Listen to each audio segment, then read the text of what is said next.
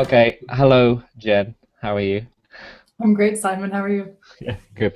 All right, so I'm here today with Jen Love, who is based in Canada, and she is an amazing, amazing fundraiser. Jen, how do I know you? Just from the conference circuit, Twitter? Twitter, I think first, conference circuit, and all the fun. Cool. And Jen has become what are you to me? I don't know, but we bounce a lot of stuff off each other, don't we? Yep, definitely. And we have our own expertise. I don't know what mine is, but Jen's expertise is a lot of things in fundraising, but in particular DM and writing. I think Jen is one of my favorite fundraising writers. Yourself and your business partner John Lepp do some amazing pieces, and I'm always inspired by them. Thank you. You're I a good love telling writer, aren't you? stories. What? You're a good writer. I try. I mean, I think it really is. I love the privilege of telling stories that inspire donors. I think that's an important and magical thing when you reach into someone's home and into someone's life and share a story that moves them. I think that's a beautiful thing, and it's a pleasure to do it. That's nice. And one of the things that we kind of talked about at summer school, because we both spoke at summer school in Dublin in the last month or so. I remember in my session someone had talked about that some people are able to do fundraising, or some people are qualified and some people aren't. And one of the points that I had made, which I always make, is that most people in fundraising aren't trained. Mm. You know that they don't. You can't. Until recently, you couldn't do a course in fundraising. Yep. Most people fall into it, and I fell into fundraising. And how did you get into fundraising? Actually, I'm kind of the opposite because of my dad, right? My dad's a fundraiser.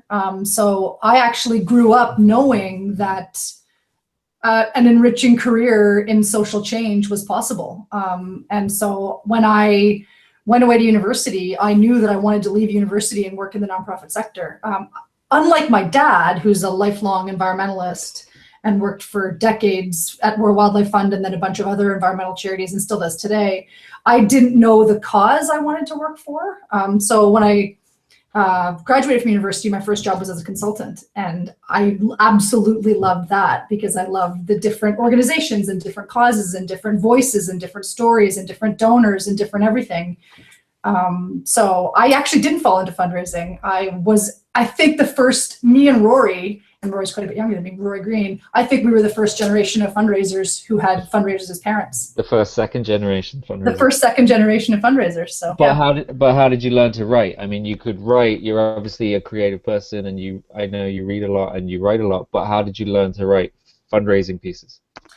There's only one way to learn to write fundraising pieces, and that's to talk to program beneficiaries and program staff. I still to this day, from when I started writing all those years ago, today you still get those horribly boring descriptions about people who were helped by your charity, and it says something awful like, Simon was down on his luck and found himself living rough, and thanks to us he got a warm bowl of soup, and that was the first step towards a brand new life.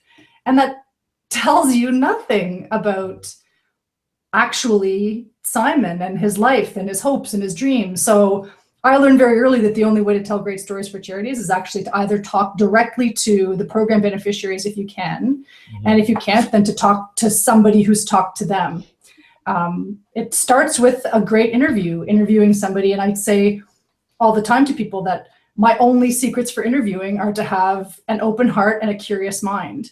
And I have a handful of questions that I ask Mm. that I know work really well. But to write a great story, you need a great interview.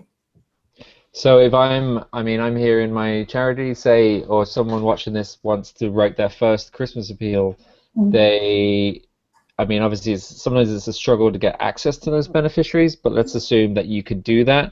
I mean, obviously, if you can't see a beneficiary, there's other people you can talk to in terms of like your frontline staff. Mhm. I would say no matter what your organization is, there's someone you can talk to. Absolutely. And so you're right. And in some organizations, there are privacy reasons why a fundraiser shouldn't talk to a beneficiary, or there's geographical or time zone issues. So you can't always talk directly to a program beneficiary, but you can talk ideally to someone who knows more about their story and either give them questions that they can ask or just ask them for their experience with that person who was helped by the program. And there are variations on this, right? But the same idea applies to a lot of certainly social justice and social change organizations. Yeah. So are you willing to tell me what your questions are? I mean, obviously it's open questions. What are a couple of your favorite questions to put Okay, out? so yes, I'm prepared to share them just because I adore you. So the first question I always ask is, what's your connection to this organization? And really that's a kind of a warm-up question, because the question that I ask right after that is, what was your life like before you first connected with our charity? So you can't ask that first because then people are like, emotionally, that's just too jarring. So if you ask them what their connection is, they'll say something like, oh, I volunteer and I help out when I can, and I also have benefited from the programs. Oh, tell me about that. Talk to me about your life before you connected with this organization. And then the one I always ask after that is, tell me what you remember most about a person or an experience with this charity that really changed you. And that's actually the most important question, because you get people like remembering very specific things, like it was a Thursday and it was really dreary and I had such a difficult day, and I went to meet with a social worker to talk about what I needed, and she reminded me of the things that I had wanted for in my life. Oh, what kind of things had you wanted in your life? So it just getting somebody to remember a person who really affected them gives you great answers to how the charity helped them in the end. And then, of course, the last two questions are, how is your life different today? Like, take me on that journey from you first getting connected to this charity to today. And then the last question I always ask, which usually gets the best answer for the thank you letter, is what would you say to supporters of this organization about how you feel and about how the impact that it had on you.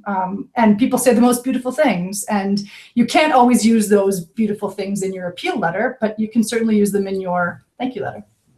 I mean, your questions there, it almost seems like you're structuring them in how, I mean, I view fundraising as like problem, solution, ask, and thanks. And Exactly. it's like you've almost done that in that order, that the person is. I mean, I suppose if anyone talks to a beneficiary, I find they do a lot of the work for you. Yep. They say the stories that you could never really make up.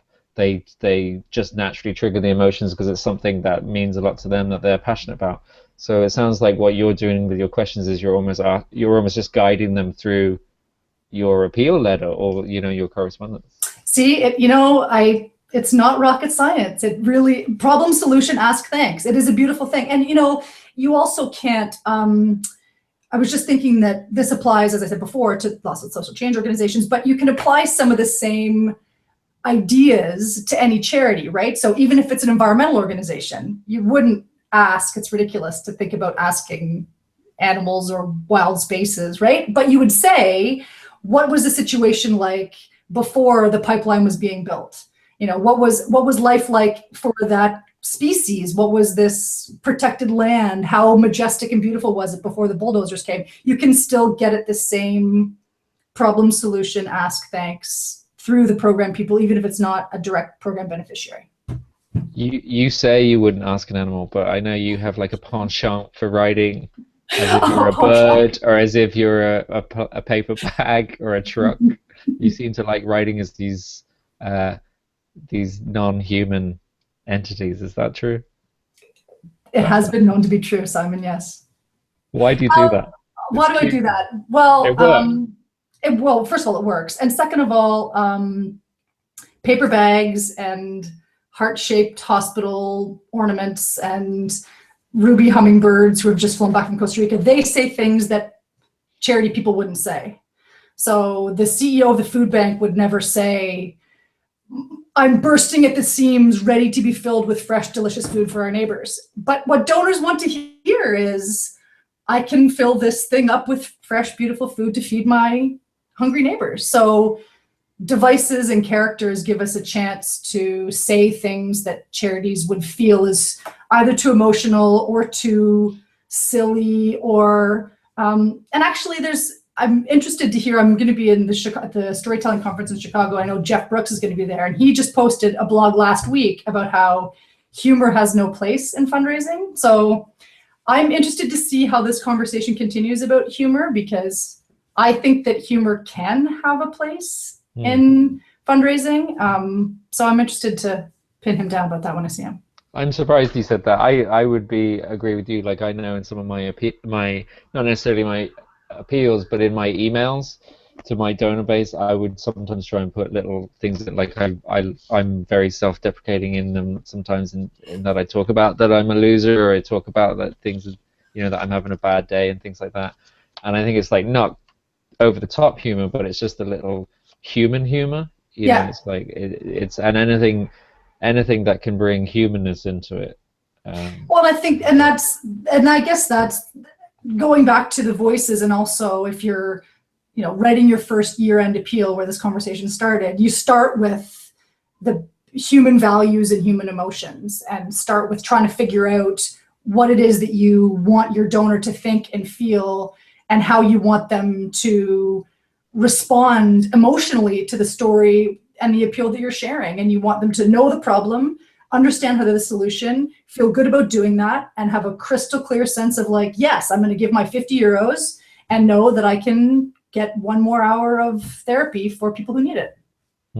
One of the things you said, coming back to the beginning, when you were talking about when people hand you a piece of paper that they've written about a beneficiary, that it's usually pretty stiff and full of cliches and things like that. I wonder if you agree with me that it's really important that the conversation, if you can, is had as a conversation, because people talk very differently from they write. And this is like, me and Sheena Greer were talking about this recently. I talked to a lot of people about this, but it's like when you sit in front of a computer, you turn into a robot and you start typing things you would never say. Yep.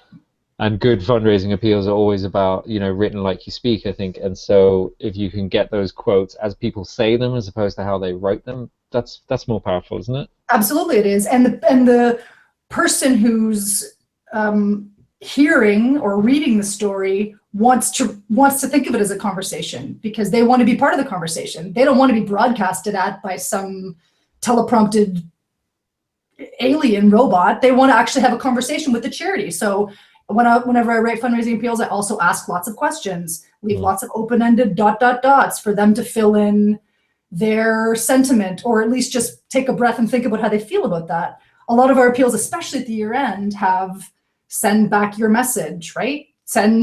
We're sending you 2 copies of this very simple paper ornament. Keep one at home to decorate your home for the holidays as a reminder of your contribution or your gift to the women and children in our shelter, and send one back with a message of hope, or a message of, or just write your name or honor someone. And those things let donors feel like they're part of the conversation. They're sharing things with you. They're connected in a more meaningful way to the program beneficiaries and to the charity. And you get the most beautiful things back. Donors want to have conversations with charities. They want to share in stories.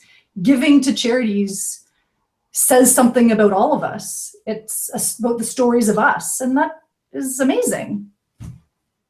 That's nice. I like that. Camilla, you mentioned Jeff Brooks, and Jeff Brooks, in terms of who I learned to write from, and I'm not a good writer, but I'm getting better. But who I learned a lot from is Jeff Brooks, Tom Ahern, and you and John in Agents of Good. I learned a lot from reading your stuff, and then obviously like Damien O'Brien and Us Direct, the stuff that they put out. Anyone else I should be subscribing to learn from?